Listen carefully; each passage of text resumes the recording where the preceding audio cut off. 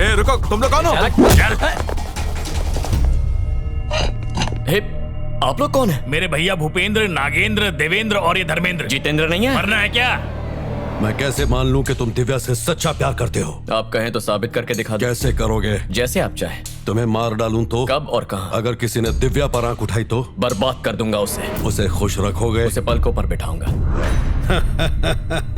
दामाद जी, इतनी जल्दी मान गए? पहली बार देख के ही पसंद कर लिया था। जल्द ही तुम दोनों की शादी करवा दूंगा। सर, दरअसल दिव्या मुझसे थोड़ी सी नाराज है। मुझे आपसे बस कुछ दिनों की मोहलत चाहिए। मैं सब संभाल लूंगा। हेलो पापा। बेटी, मैंने तुम्हारे लिए एक अच्छा लड़का देखा है।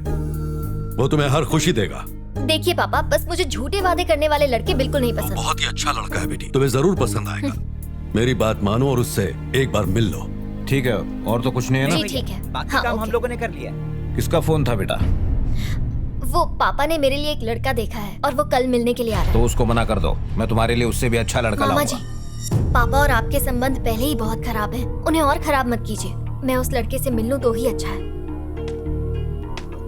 देखो, ये क्या कर रही है इसे खुद पता नहीं है। इसके बाप का भेजा हुआ कोई भी लड़का आए तो उसे रवाना कर दो, और अगर अड़ जाए तो खत्म कर दो।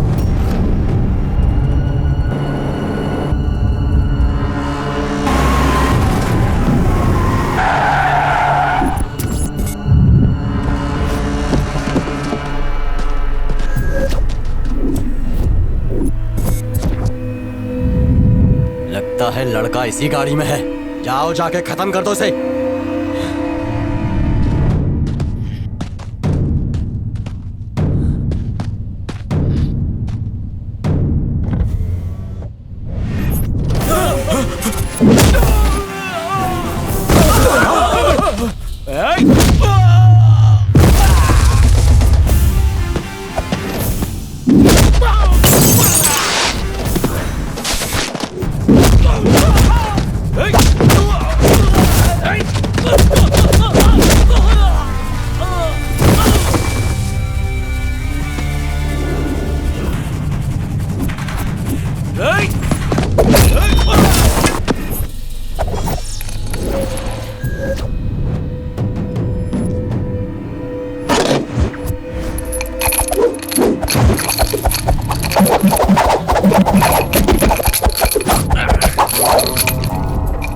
हमारे सामने ये दो डंडियां लेके हवा में ऐसे वैसे घुमाने से तू एक्शन हीरो नहीं बन जाएगा। बहुत दिनों से इसका इस्तेमाल नहीं किया, कोई ढंग का मिला ही नहीं। क्यों ना तुम पे ट्राई करूं। डर तो नहीं जाओगे ना? इस खिलौने से कौन डरेगा? तो चल आजा, दो दो हाथ हो ही जाए। देखते हैं आज तुम्हारे ये हथियार जीतते हैं या मेरा ये खिलौना तुम्हारा नक्शा बिगाड़ देता है।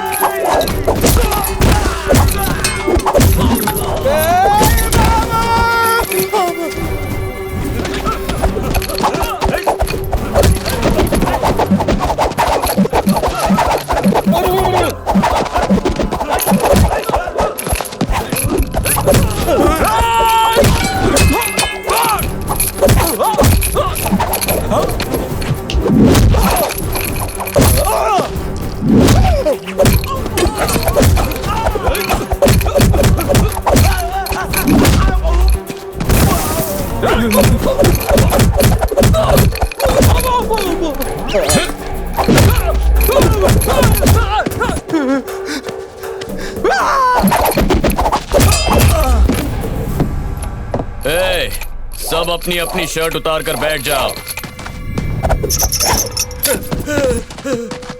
तो बच्चों, इस खिलौने से क्या सीखा? हर खिलौना बच्चों के खेलने का नहीं होता। आप जैसा भोला भाला दिखने वाला आदमी भी कभी कभी खतरनाक हो सकता है। सेहत से तो गुंडे नहीं लगते हो। वैसे करते क्या? बल्ली ठाकुर क्या काम करते हैं? क्या मिलता है? 2 वक्त का खाना और 1000 रुपया रोज मिलता है? साल में एक बार। एक बात तो समझ में आ गई, तुम में से कोई भी ये काम करना नहीं चाहता, बस भूख की वजह से मजबूर हो। मैं तुम सबका बैंक अकाउंट खुलवाऊंगा और हर एक के खाते में 10 लाख डाल दूंगा। अपने परिवार की अच्छे से देखभाल करो और ईमानदारी का काम करो। आप महान हो। हम गुंडागर्दी नहीं करेंगे। आज से हम वही करेंगे जो आप कहेंगे।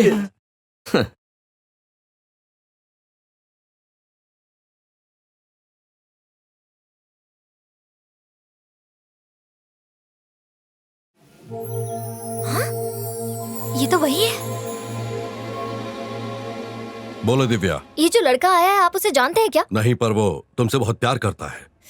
ओहो पापा, वो एक नाटक था। उस लड़के को मैं अच्छी तरह जानती हूँ। उसने बताया कि तुम उससे नाराज हो। पापा मैं आपसे कह सुनो, वो मुझे पहली नजर में ही पसंद आ गया था। तुम उसे थोड़ा समय तो दो, पसंद ना आए तो मना कर देना। Hello hello,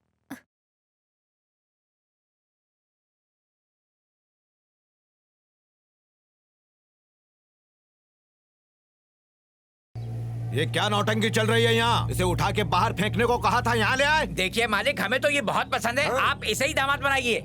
boss cool uncle जी। गुंडो, अंकल जी से अकेले में बात करनी है। मेरा सामान घर में रखवा दो। चलो। देखिए अंकल जी, मुझे भूपेंद्र ठाकुर ने नहीं भेजा है। मैं खुद दिव्या के लिए आया हूँ। आप मुझसे उम्र में बड़े हैं, इसलिए इज्जत दे रहा हूँ। प्लीज बीच में मत आइए। तू जानता है मैं रुकिए कौन हूँ? मामा जी, लड़का मुझे पसंद भी तो आना चाहिए ना। मेरे मना करने पर खुद ही निकल जाएगा। आने दीजिए इसे। मेरी भांजी से दूर ही रहना। जी समझ गए।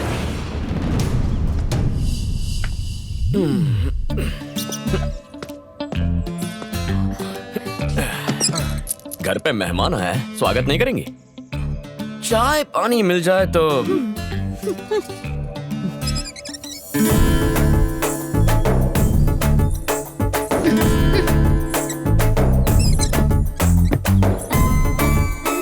ए ग्रीन आर्मी, तुम्हारे पिताजी को तो इम्प्रेस कर चुका हूँ, कुछ दिनों में तुम्हें भी कर दूंगा। क्या कहती हो? इम्प्रेस करने आए हो, डिप्रेस होकर जाओगे। बोरिया बिस्तर बांध कर ही रखो। इतना कॉन्फिडेंस? अभी तक नोटिस नहीं किया था, लेकिन तुम्हारा फिगर बड़ा कमाल का है। चलती हो तो लगता है बिजली गिरती है।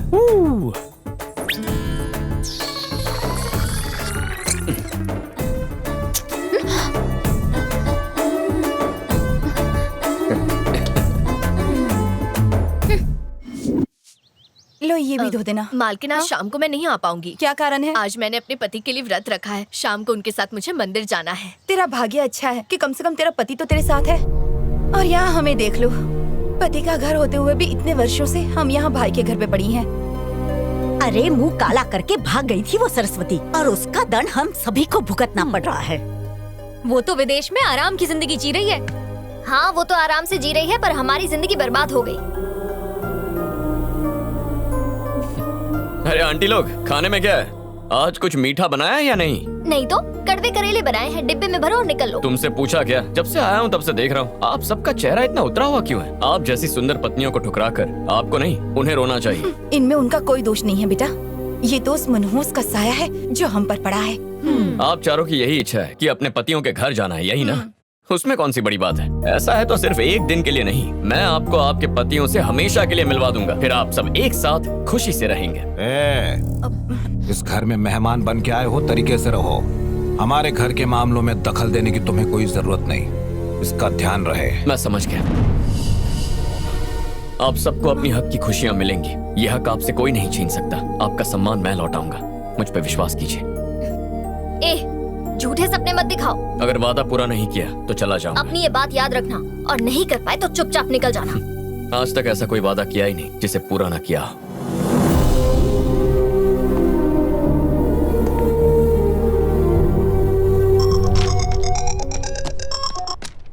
माँ, मैं यहाँ पहुँच गया हूँ और सबसे मिल भी चुका हूँ। सही कहा था, सब दिल के अच्छे हैं। माँ नहीं, मैं बोल रहा हूँ। अरे पापा, वो फैक्ट्री में पता चल गया है। देखो, उन लोगों को मनाना इतना आसान नहीं है। घर वालों की नाराजगी तो मैं बहुत जल्द दूर कर दूंगा। अब मैं यहाँ आ गया हूँ ना, सब मुझ पे छोड़ दीजिए। बेटा, इतने साल हो गए, उस बापू ने तुम्हारे माँ से बात तक नहीं की है। वो अपना घमंड नहीं छोड़ेंगे। अच्छा, पर माँ ने तो उनके बारे में सिर्फ अच्छी बातें कही थी। छोड़िए ना पापा, अगर उन्होंने हमारे साथ रूखा व्यवहार किया है तो हम उनका दिल प्यार से जीतेंगे। इसलिए अब जैसा मैं कहता हूँ आप वैसा ही कीजिए। जाके खेत में काम करो। चल। हेलो, कैसे हो नागेंद्र? मुझे पहचाना? अबे तू है, मुझे फोन करने की हिम्मत कैसे की? फोन करने के लिए हिम्मत की जरूरत नहीं होती है, उंगलियों की होती है। भैंसे ऐसा बोलता है गेंडे? ये तेरे भाई को। भैया भैया भैया, वो लाइन पर है। कौन है? अरे वही जिसने फोन किया है। नाम तो बता। वो कुमार जो सरस्वती को भगा ले गया था। उसने क्यों फोन किया? अबे भगोड़े, मुझसे बचने के लिए 7 समंदर पार चला गया। आवाज नीचे, सबके दिन बदलते हैं, तेरा भी घमंड टूट जाएगा। तू क्या मेरे घमंड को तोड़ेगा? वैसे तेरी बेटी की शादी होगी नहीं, कोई आके उड़ा ले जाएगा। ओए, किसके अंदर हिम्मत ऐसा करने की? मेरे बेटे में, और किसमें? और अब तक मेरा बेटा तो वहाँ पहुँच भी गया होगा। तेरी आंखों के सामने वो उसे मंगलसूत्र पहनाएगा। रोक सकता है तो रोक ले, अभी समय है, नहीं तो पछताएगा तू। फिर ना तू इधर का रहेगा ना उधर का। ओए, उस समय तू मुझसे बच गया। अगर तेरे बेटे ने यहाँ आने की हिम्मत की तो उसके टुकड़े तेरे पास पार्सल करवा दूंगा। चल फट। ए सुनो। हाँ भैया। वो सरस्वती का बेटा यहाँ आया है, तुम्हें जिस पर भी शक हो उसके हाथ पैर बांधकर मेरे पास ले आओ। अभी लाता हूँ। क्या हुआ अंकल, इतना गुस्सा क्यों कर रहे हैं? किसका अरे फोन? एक पुरानी बात है, तुम वो सब छोड़ो, चलो खाना खाते हैं। चलिए।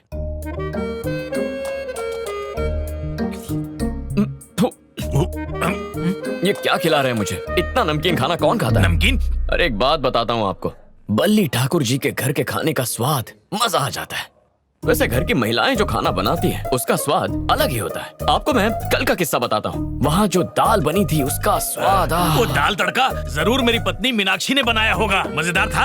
अच्छा, वो आपकी पत्नी है? हाँ। और परसों पनीर बिरयानी किसी ने कितने कमाल की बनाई थी। अरे वो मेरी पत्नी ने बनाई होगी, तुम्हें पता है साक्षी हर तरह की बिरयानी बहुत बढ़िया बनाती है, पसंद कैसे नहीं आता?